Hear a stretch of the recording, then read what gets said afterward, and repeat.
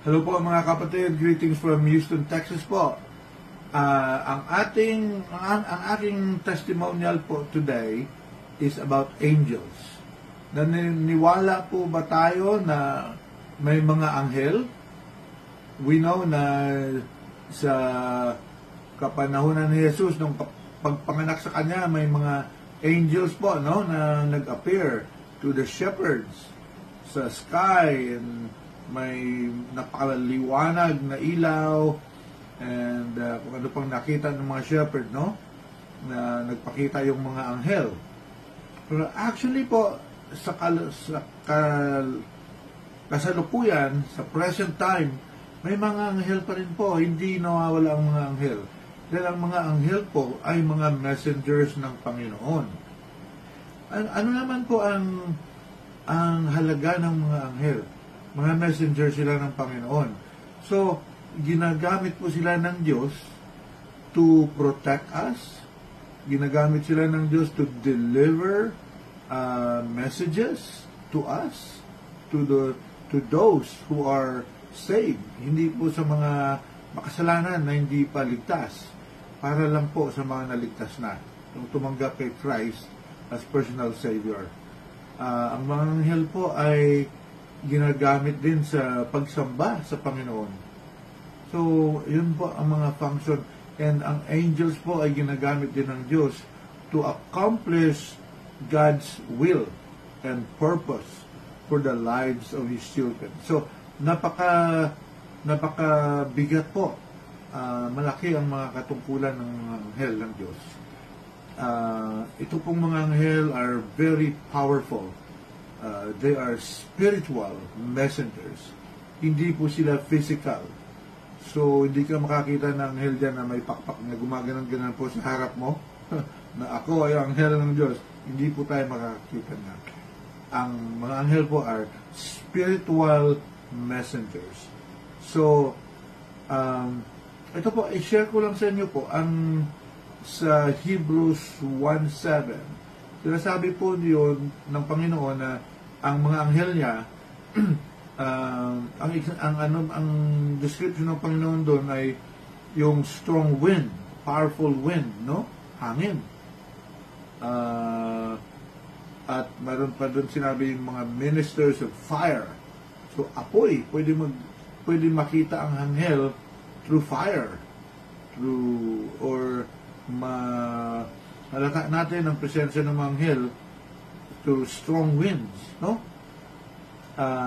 Or mga flashes, mga maliliwanag na flashes, no? Yung mga biglang liwanag lang ba na napakalakas. So, ito po, may share ko sa inyo na nung nabasa ko itong scripture, naalala ko po ang dalawang experience ko. Ang unang experience ko, 1984 or 85, something like that, sa Saipan. Nagtrabaho kasi po ako sa Saipan as a physical therapist. May 2 years contract ako doon. Alam naman yung Saipan, maliit na island po, mga 3 hours from the Philippines, between the Philippines and Japan, sa Pacific, no? One Christmas Eve po, Christmas Eve, December 24, I was driving from a friend's home. Nag-celebrate kami ng Christmas Eve. Dahil pauwi na ako po sa aking apartment na pinoprovide ng gobyerno doon. And it was raining. Medyo mabilis po ang takbo ko, pero hindi naman unsafe na pag-drive. Nakagabi. Actually, midnight na, Christmas na. Yung kotse, yung apartment ko kasi nasa hilltop, hill. Ang kotse, bago nga yun, no? Toyota, so maganda pa yung mga gulong. Winding road po. Winding road, paakyat doon sa hill. Ngayon, mayroong sharp na curve na hindi ko na-anticipate ang speed ng kotse. Dahil madilim, hindi ko nga masyado makita ang daan. Ang makikita ko lang yung basa na daanan. Yun lang. Pero hindi yung klaro na daanan kung maliwanag ang araw, no? Basa. So anyway, medyo napabilis ang kurbada ko doon. And ang lupain, ang mga lupa daan sa Saipan po ay may mga yung madulas na ano, nakalimutan ko yung term, may chemical, no? Ang mga road. So kung umulan, yung chemical na babasa, umaakyat po yung madulas na chemical. So ang daan po pala, napakadulas. Kaya naman, napabilis yung kurbada, hindi ko naman nakalain na kurbadang ano pala, medyo sharp, nadulas ang kotse po. So, make the long story short, umikot ang kotse 3 beses sa gitna ng daan. Mabuti po, midnight, Christmas na, 12:01, shall we say 12:01. Umikot, hindi ko na makita ang paligid dahil na madilim sa umulan. So, wala na, Lord, help me. Hindi ko na makontrol ang kotse po, ang dilim pa. Wala na, umikot ng kotse. Tapos, bigla na lang, huminto ang kotse, may na-feel pa ako ng malakas na hangin. At kung hangin lang, hindi naman yun ordinary na hangin, like bagyo na hangin, hindi naman yun makastop ng mabigat na kotse, di ba? Ilang 1,000 pounds yung kotse. Pero bangin na pala po yun. Bangin. So anyway, nag-stop ang kotse, parang nawala na ako ng malay, antok na ako, gabi na, nakatulog ako. No? Nakatulog ako ng mahimbing. Hindi ko na alam kung nasaan na ako, ano nang sitwasyon ko, basta nakatulog ako. Mga alas 7 ng umaga po, may liwanag na, may kumakatok dito sa bintana, sa driver's window. Kumakatok, nakita ko po, pulis. Pulis ng Saipan. Sabi niya, roll your window. So, niroll ko ang window, ang unang tanong, of course, are you okay? Pulis siya, no? Do you need medical help? I go, no, I'm not hurt. Sabi niya, you're not hurt? I go, no. Because your car is off the cliff. Mayroon lang isang puno na maliit na doon sumampa ang kotse mo. Kung wala yung puno, nandun ka na sa kailaliman ng bangin, patay ka na siguro. Dahil tinignan namin, naku po, napakataas ng bangin. So, I mean, what can I say? Praise the Lord, I am alive. You know? Pero ang maalala ko po, nung nangyari yun, may na-feel ako na napakakas na hangin. Yun po ang sinasabi sa Hebrews 1:7. Strong wind or wind. Yun ang isang mga manifestation ng presence ng mga anghel ng Diyos. Okay po? So, praise the Lord for that. I was alive.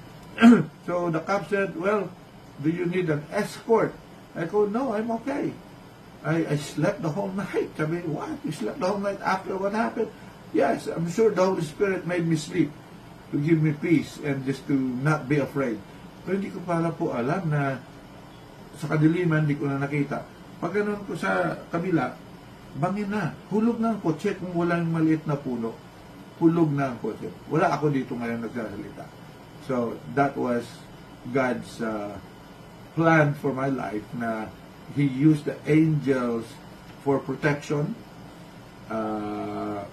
so He can accomplish His will and purpose in my life. No?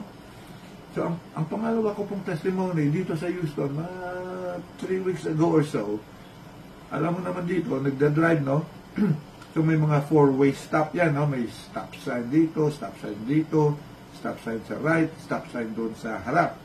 So, kung sinong mauna sa stop sign, siya ang may right of way to proceed forward, no? So, nire-respeto yan ang batas. Kasi kung mahuli ka ng pulis, titikitan ka.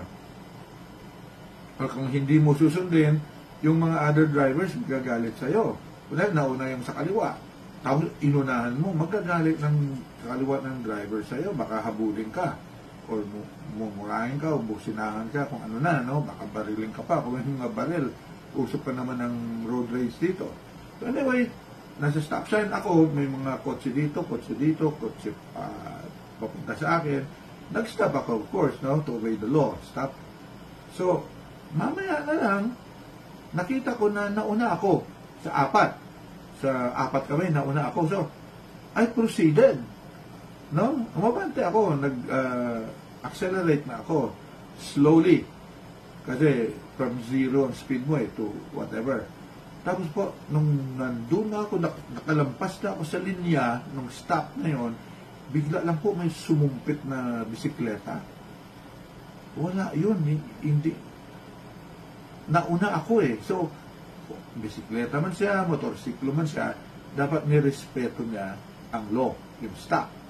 Kaya nga, ang kotse dito sa kaliwa, tumigil kasi nauna ako eh. So, pero yung bisikleta, medyo bata pa ng babae, nasa early 20s lang siguro, or mga 19. Alam mo naman mga kabataan, walang pasyensya.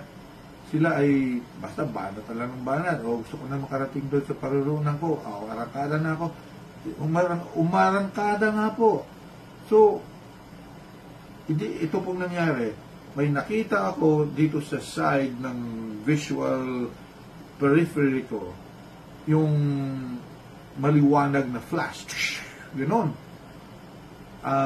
Tapos, basta, bigla na lang, nagpreno ako sa kotse, no? As a reflex. Tapos, gumanon ako, no? Bigla, ganon ang preno ko. And yung bisikleta nandyan na, siguro, few inches na lang po. Talsik na siya. Nabalian na, o nauntog na yung ulo, nakoma na, o namatay. Maari. Pero, nagulat talaga ako. So, anyway, lumpas na siya. Binilisan niyang gano'n para makaiwas siguro sa galit ko.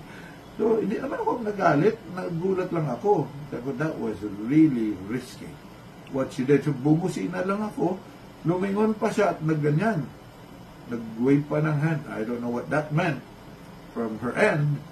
But, anyway, yun lang po ang paramdam or yung test, tawag doon, yung sign na nandun po ang mga anghel where the bright light flashes. Gumano dito. Gumaga sa side ng mata ko. Gumano. Hindi ko na maintindihan kung ano yun eh. Kaya po, mga anghel. Yun lang ang napiisip ko kaagad, mga anghel yun. Hindi napi-feel ko eh. I'm saved, no? I have the same spirit as the angels have. So, they're spiritual beings. So, mga anghel. Ngayon po, yun, napatunayan po sa scripture na ang mga pahiwatig na nandyan ng mga anghel ay strong wind, fire, at mga flashes. No? Lightning flashes, basta bright flashes of light. So, apoy, pwede rin. So, hindi lahat ng apoy po masama. Ibig sabihin, may mga anghel. Depende na sa purpose at sa will ng Panginoon sa buhay natin as believers. Yun po. So, ang mga anghel po ay totoo at sa kasalukuyan, they are still here. They will be here. At nagpapasalamat po tayo sa Diyos sa mga anghel. Mga anghel niya. Kasi they protect us, they deliver messages from the Lord. They're called messengers, and they also worship God, and they fight spiritual battles. So, kaya po, kung magdasal tayo, let's request the angels of God. Kasi i-activate natin ng mga anghel eh. Nandyan na yan sila. Kung hindi mo sila tatuwagin, marami yan sila ginagawa rin eh. No? Maraming mga saved people. So, tawagin natin, angels of God assigned, activate. Kami nariga, nagdasal kami, angels of God's assigned, activate, protect us before we drive from the house, protect us from harm, accidents, road rage, all diseases, plans and works of the enemy, pati driver's license ko, pinagdadasal ko, at mga temptations po, all forms of distress.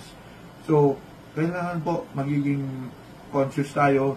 At do not forget to ask for favor from God by requesting God's angels for protection. Very important. Na ipakita po ng Panginoon through His angels kung ano ang plano ng Diyos at ano ang